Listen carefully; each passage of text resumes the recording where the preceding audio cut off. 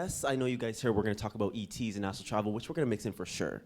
But what we're going to do is I want to talk about abilities and spirit a lot. And I'm going to have some of you come up if you like, and we're going to do a little divination, talking with your spirit guides and stuff like that, okay? So if I call on you and you don't want to, you could just say no, okay? But the spirits are always going to let me know who to call upon. And then that is also where we're going to work around a conversation, all right? I know we only have an hour, so we're going to try and keep it as short as possible.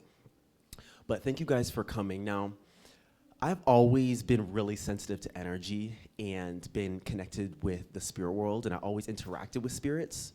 And I remember in high school is where I really started to get more interested in it. And when I graduated, I was like, you know what? I'm going to be on, I know I'm going to be doing some stuff on video and TV, but I don't know what. But then after COVID hit and I was forced to stay home for 2 years, and I was like, okay, I guess I'll just study spirituality then and study this energetics and stuff. Because I didn't understand it. Like, I knew astral travel and energy was real. I just didn't understand how. Especially in high school, like when I could feel people's emotions and like I could sense how they were feeling and how they were thinking. And people just knew they could come to me to talk about all of that. Even if they, you know, they could act like they hard, but then they want to come to me and talk afterward after class. And that was fun to me because I got to speak with people's spirit and really engage with their spirit and have them see their own spirit. And that's what I want to do with you guys today, all right? Now, if you guys also have any questions, I want to make some time at the end to answer some. I want to start by saying everybody has abilities, which you all know. But I want you to think, as we're talking, especially when some of you come up, I want you to think about how you are sensing the world around you. Because we have our five senses, but our abilities work through our five senses. You know, some of us are clairvoyant. We see, we hear. I smell sometimes, like, oh, spirits around, and I could, like, smell my grandma. And then I could, like, feel her presence around. And we talk about telepathy because our brain, I want to really say this, that your brain is like a chat room. And so I know many of you experience this with telepathy where you're thinking about something and then someone says it afterward. Or you're thinking about your friend and then she texts you. That's like classic stuff we get with telepathy, right? But we kind of dismiss that. We're just like, oh, that was a cool little coincidence. But it keeps happening over and over. And this is what the ancients called magic.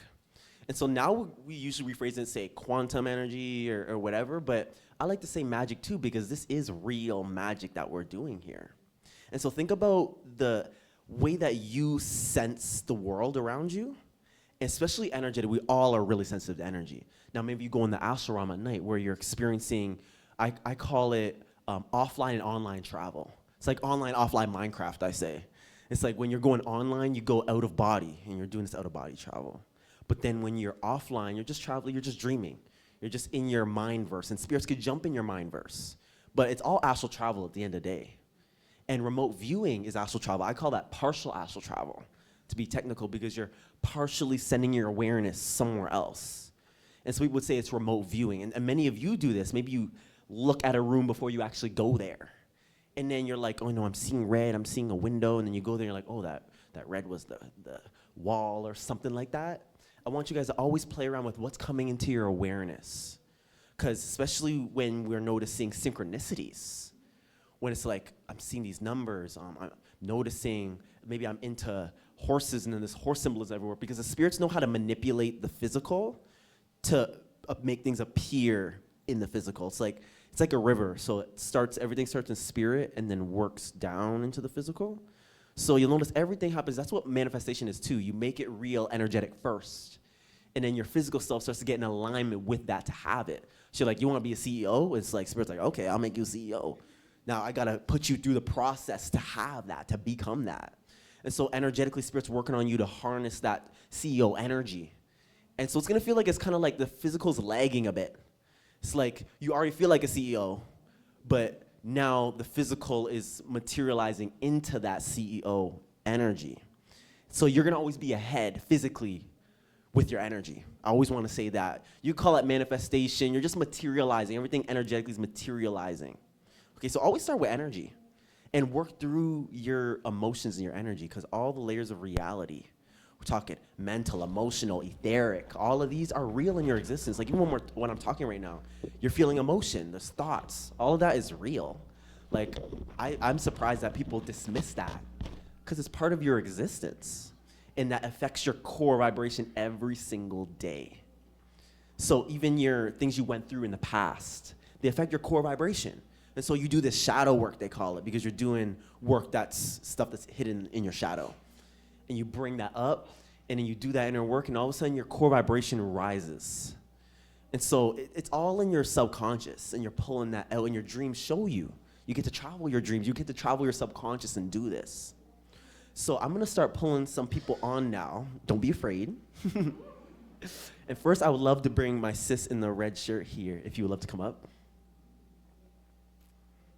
I saved the chair just for you right here. If you'd like to hold the mic, you can as well. Would you be able to tell us your name? Alexandra Verlin. Awesome. Where are you from? Castro Valley, California. Beautiful. So first thing I want to start off, because you have this one Aztec guide that's been standing behind you for a while. And she was telling me about your Spanish heritage. And it's interesting because you have a mix of like Spanish heritage and like some Middle Eastern heritage. And she's talking about like Aztec jewelry and like going about being interested in jewelry. I'm creating jewelry in the future. Can you talk to us about this a little bit? Maybe what I'm wearing, this is probably the closest thing I have to Aztec jewelry. Ooh, yeah, that's got like Aztec symbols on it. Okay, I see, okay. But that's pretty much the only piece I have that's like that. So. Okay, now there is some sort of, she's talking about retreat in, we're talking Mexico, Central America, stuff like that. Has anything come up for you like that yet? No. This is interesting because there's a lot of aspects with you related to writing and like writing a lot. She's showing me you like typing on a computer and wanting to put knowledge together. Can you talk to us a little bit about this putting knowledge together? Because there's been also a little bit of hesitancy or like a feeling of like, you know, do I write that? Or how do I want to put this knowledge together? And she keeps standing behind you like she's like, right, like just write your emotions, write how you're thinking. Can you talk to us a little bit about this? I'm not sure exactly what that's pointing to, but I got contacted by the Galactic Federation in 2020, and I've been keeping a chronicle of what myself and my friend who's here with me, what we've been experiencing, what it led up. I almost have like a type of chronicle biography leading up to, through my life, pointing to this when I made contact with them. Perfect, perfect. Now there's gonna be a book, a big book that's coming together about this, and it's been coming together slowly. It's just like, I wanna call it the files. It's like you got all these files together that is gonna be like a big book. Okay. Can you talk to us about this just a little bit? Well, Put it a little closer if you can. there's a couple of things. I started seeing visions in 2010 of another society, way of living for humans, and it involved certain ways to ascend the body. And that tied into when I met my galactic family. I realized I was remembering the culture there. That's what's up. So I have not only these visions became like almost like soap operas. It was shown to me through characters, like living in a whole other society. I've only told a few people about these stories, and they were very extensive. It went on for 8 years. I still have access to these stories if I want them. So I have the story side, and I also have my personal experience that coincided with me meeting my galactic family and making the connection of my visions to them. This is gonna be an amazing book, and this is coming up real good. Wow. Now, I want to tell you something, because she said that she's shown you visions of pyramids, like literally like these. They look like Aztec pyramids, and they come from. It's like another civilization. It's very like foresty, and these beings look. They just look so Aztec to me. So that's not how they looked in my vision. Okay. They looked very much like the elves of Lord of the Rings, and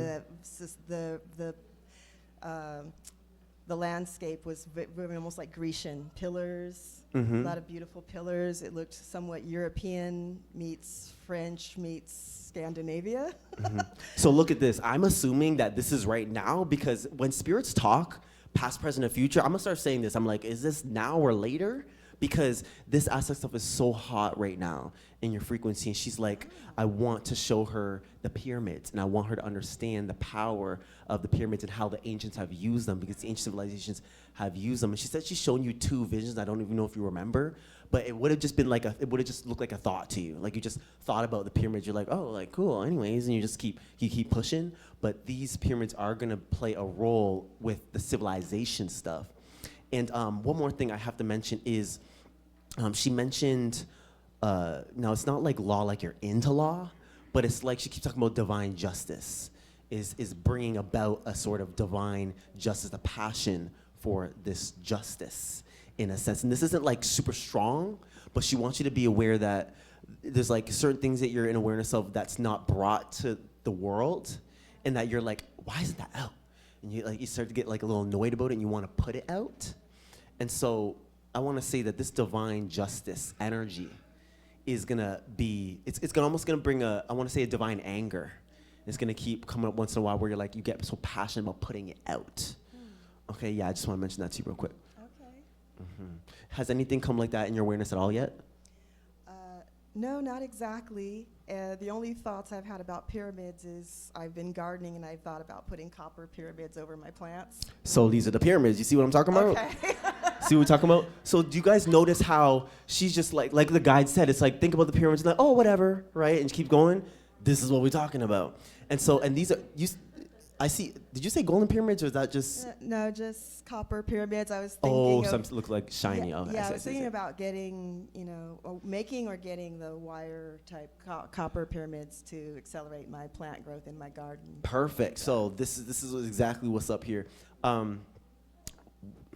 Okay, there's one more thing I've talked to you about.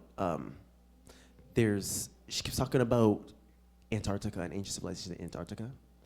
And I'm not sure if this is coming to your awareness yet, but these ancient civilizations that you are getting in connection with, they're going to point to Antarctica and some of these areas.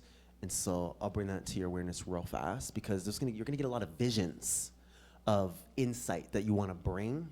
And you're just going to have feel a passion, like I have to put that in. And you're going to even get clarity slowly about how you want to put it together. Yeah, but that's everything for now. Okay, well, thank you very much. You're welcome. So take note about how she was getting the insight. It was just like the visions just feel like thoughts. And then the pyramids is like, oh, it's just whatever, but it's starting in small ways just like that, okay? I find this really fascinating. And there's this thing with divine justice where there's a feeling of need to bring about this, and if you're not, then there's an urge of this, I have to show people this. And it's almost like a little bit of I keep saying anger, because it feels like that. And that's a drive. It's actually a passion to have people see what is really hidden in society, okay? Now, one more person I want to bring on is you, my sis, if you would love to come up.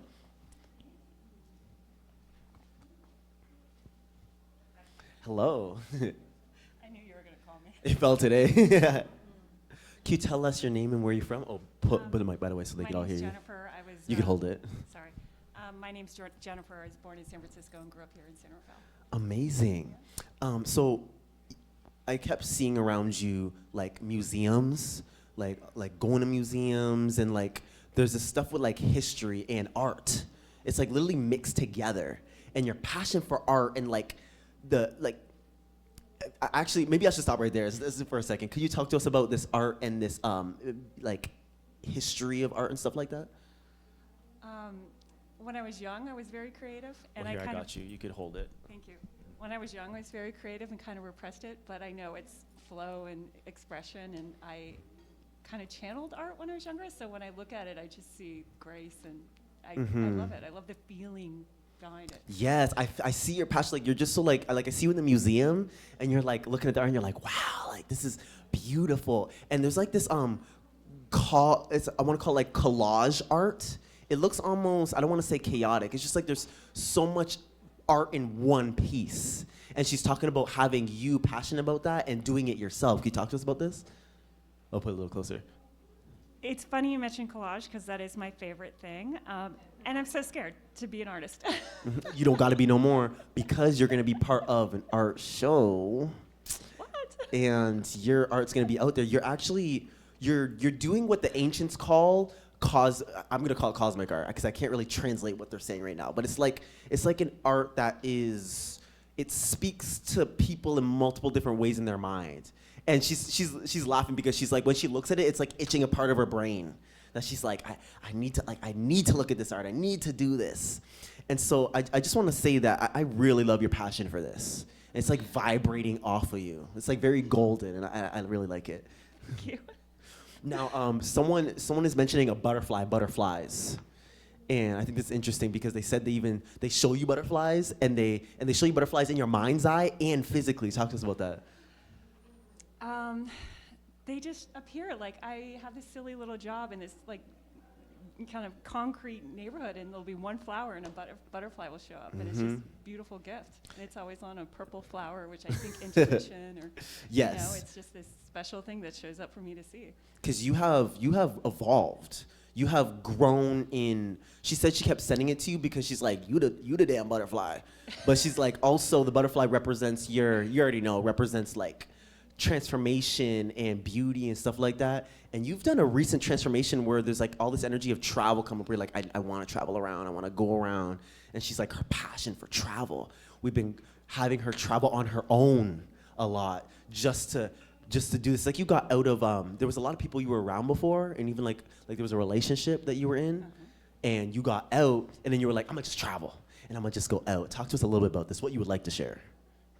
Yeah, 100%. I just had this, I was in these toxic situations, and I managed to negotiate an exit, and I did my eat, pray, love thing and went to Bali for a month, and then I went to Europe, and I just full on just let go and gave myself time, and all these incredible moments happened. Like, I experienced bliss twice. It was profound. It changed my life. You're in a golden frequency right now. Literally, the gold energy's around you. Now, gold represents like completion, and you've done that. I just want to give you big up real quick, okay? Because you're amazing. You're beautiful. Now, the traveling you've been doing has been so bright. Like, you've just been so happy everywhere, and it's like you're seeing a piece of you everywhere. Tell us about how this feels. I can't put it into words. I don't recognize myself anymore. Like, things were so hard for so long, and then I just had this divine love.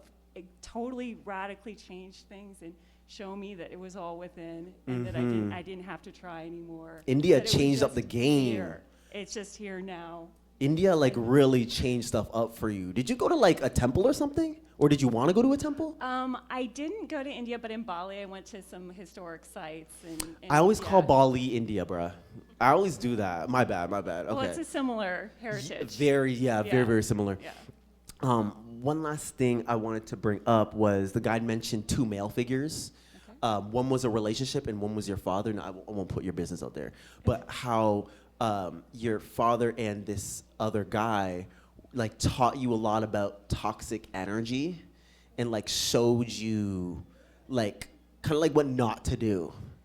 And I just want to say, like, the way you've done that in your mind, like, you've done it so quietly in your brain. And your guide, she's like a golden guide. She's like Pleiadian, and she's like golden and pink and blue. And she's like, I've shown you me many times. Those are my colors for sure. Yes, ma'am. And so those two male figures, just want to say, they really did show you the way. And so I want to talk to this about y'all in a minute, but they have, you've done so much shadow work with that now you're in a golden frequency, and I want to give you so much love. Thank you. I'm so flattered. You're so welcome. Can I give you a hug? You're amazing. Oh my God.